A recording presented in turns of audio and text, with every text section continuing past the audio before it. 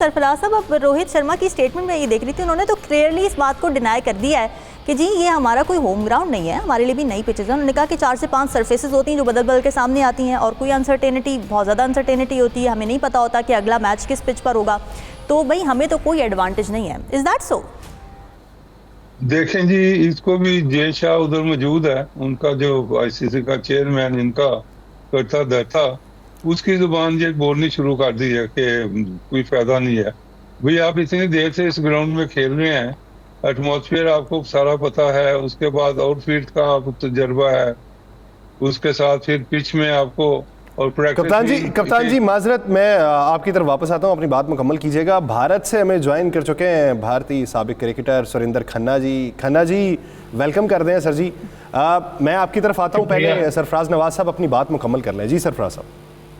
तो ये मैं कह रहा था कि मुझे जो उनके कैप्टन है अपना शर्मा जी, तो ये जो कह रहे हैं कि इनको एडवांटेज नहीं है, भाई आप एक ही पिचों पे सारे मैच खेल रहे हैं, तो तजर्बा क्यों नहीं है आपको? ज्यादा तजर्बा किसी और टीम से भी, और आपने तमाम मैचेस इसी पिच पे खेले हैं, इन एंड आउट आपको पता है। उसके बाद कुरेटर जो है आईसीसी का, वो आपके चेयरमैन के कंट्रोल में है, पिछली आपकी मर्जी के मुताबिक बना रहा है, और आपको पहले ही पता होता है कि कौन सी पिच क्या करेगी। इसलिए तो आपने पिछले मैच में वरुण को खिलाया है, एक तेज बॉलर को निकाल के। और तो ये क्या चीजें हैं? आपको पता था कि ये पिच ऐसे बनानी है, और उसने जबरदस्त बॉलिंग करके 5 आउट करके आपको मैच जिताया है। तो ये सारी चीजें आपके सामने मैं रख दी हैं, अब आप इसका जवाब तो दे नहीं सकते। तो ये मैं कहूँगा कि आपकी बैटिंग जो पिछले मैच में है 250 के करीब गई है, 249, और मेरा ख्याल था कि ये काफी स्कोर होंगे न्यूजीलैंड के लिए। जिस तरह आपके 4 स्पिनर, 2 लेफ्ट आर्म है और एक गुगली बॉलर है, राइट आर्म लेग स्पिनर, और एक चाइनामैन है, तो कॉम्बिनेशन जबरदस्त है आपका स्पिनर का। तो मेरा ख्याल है इसी तरह की शायद रिचार्ज भी होगी, जिसमें आप ऑलराउंडर लेने की कोशिश करेंगे। लेकिन मैं कहता हूं कि ये जो ऑस्ट्रेलियन है वो स्पिनर को भी इतना बुरा नहीं खेलते, तो ये आज आपको पता चल जाएगा कि मुकाबला क्या है। जी मदन लाल जी, अस्सलाम वालेकुम। मदन लाल जी ने ज्वाइन नहीं किया। मदन लाल जी थोड़ी देर में ज्वाइन करेंगे। कप्तान जी हमें सुरेंद्र खन्ना जी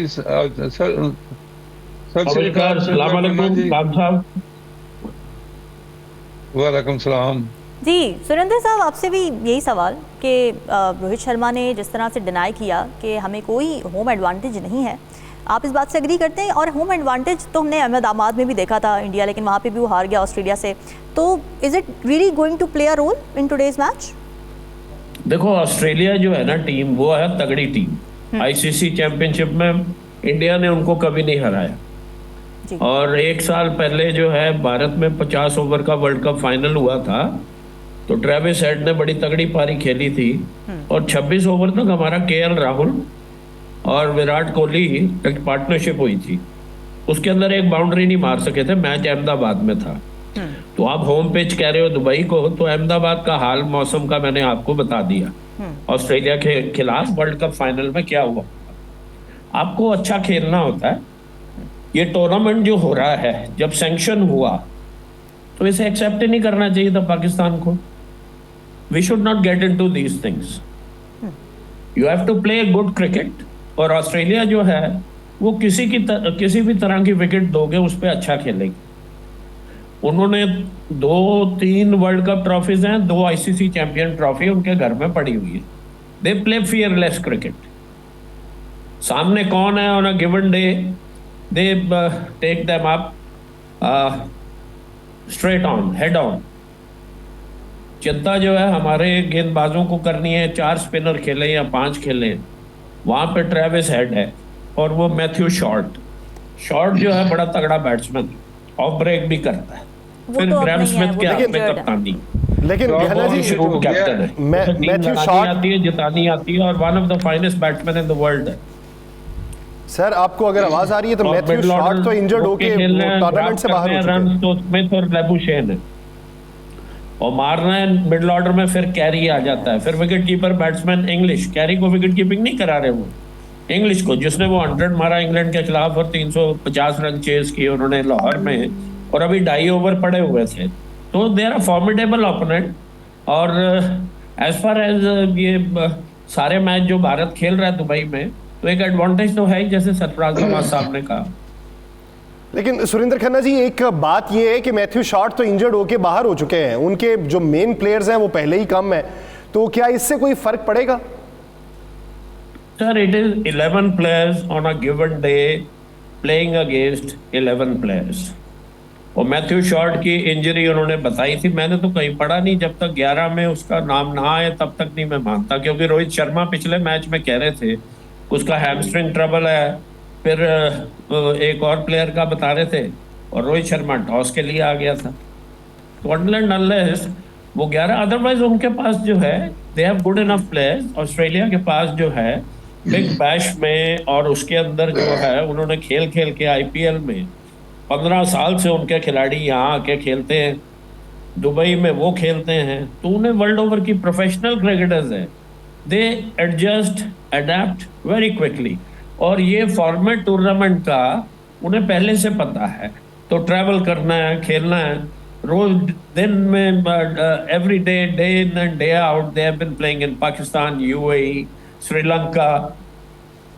अब देखो न्यूजीलैंड की टीम कितनी तगड़ी थी, मैं सोचता हूँ वो पूरे टूर्नामेंट में भारत से भी बेहतर टीम थी, लेकिन on a given day how you play that matters.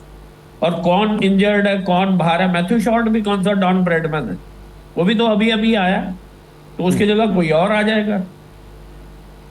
ठीक है सरफराज साहब, दुबई की 11 fit conditions- players against 11 fit players, वो सामने ठीक है। कोई भी है आ जाए। अब सरफराज नवाज साहब के सामने कोई बैट्समैन आ जाता था, तो नींद तो बैट्समैन की उड़ी होती है बॉलर से। सही है, सही बात है बिल्कुल।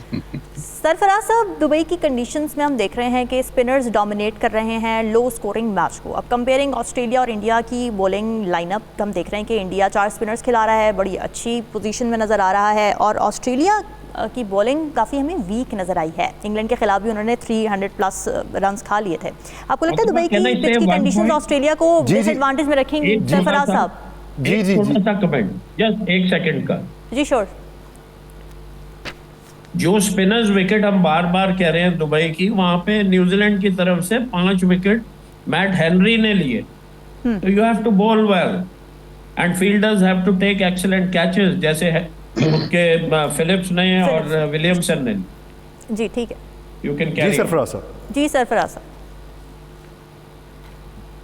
सवाल क्या किया आपने, क्योंकि बीच में मेरा ख्याल है उन्होंने आधा जवाब दे दिया। मैं रिपीट कर देती हूँ। मैंने सवाल ये किया कि दुबई की कंडीशंस हमने देखा है कि स्पिनर्स ने डोमिनेट किया है लो स्कोरिंग मैच को, और ऑस्ट्रेलिया और इंडिया की अगर हम बॉलिंग लाइनअप को कंपेयर करें तो इंडिया इस वक्त अच्छी पोजीशन में नजर आ रहा है 4 स्पिनर्स के साथ। तो आपको लगता है कि दुबई की पिच ऑस्ट्रेलिया को कहीं ना कहीं डिसएडवांटेज देगी बॉलिंग की, अगर उस पर बात की जाए?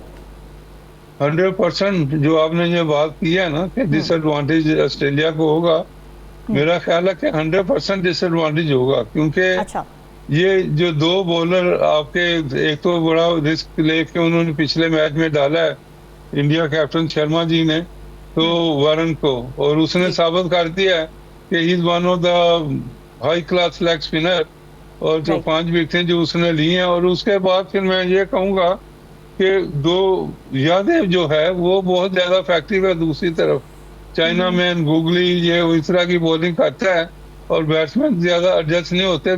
बेशक बीच में लूज बॉल वो जरूर करता है, जिसकी उसको इम्प्रूवमेंट की बहुत जरूरत होगी, लेकिन ये इस तरह के चाइना मैन जो है ना 100% उनकी लाइन और लेंथ से हर ओवर गेंद पे नहीं होती।